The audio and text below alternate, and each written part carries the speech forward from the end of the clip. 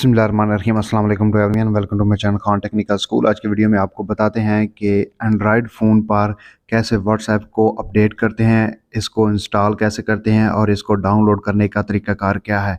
तो चैनल को सब्सक्राइब कर लीजिए इस तरह की इन्फॉर्मेटिव वीडियोज़ के लिए। तो सिंपली आपने जब भी एंड्रॉयड फ़ोन नया लेना है या आपके पास एंड्रॉयड फ़ोन है, तो एंड्रॉयड फ़ोन में प्ले स्टोर होता है गूगल की जानिब से।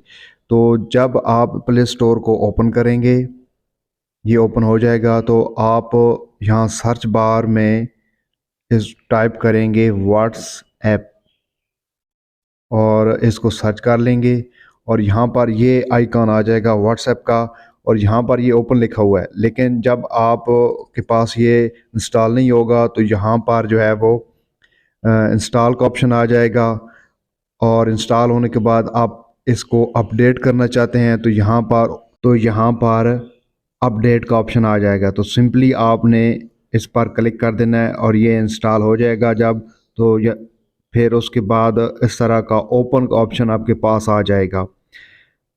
तो इसको आप सिंपली ओपन कर लेंगे इंस्टॉल होने के बाद, डाउनलोड होने के बाद और अपडेट होने के बाद ओपन का ऑप्शन आ जाएगा। ओपन का मतलब यही है कि आपका जो व्हाट्सएप है वो जो है वो अपडेट है, डाउनलोड हुआ हुआ है और इंस्टॉल है।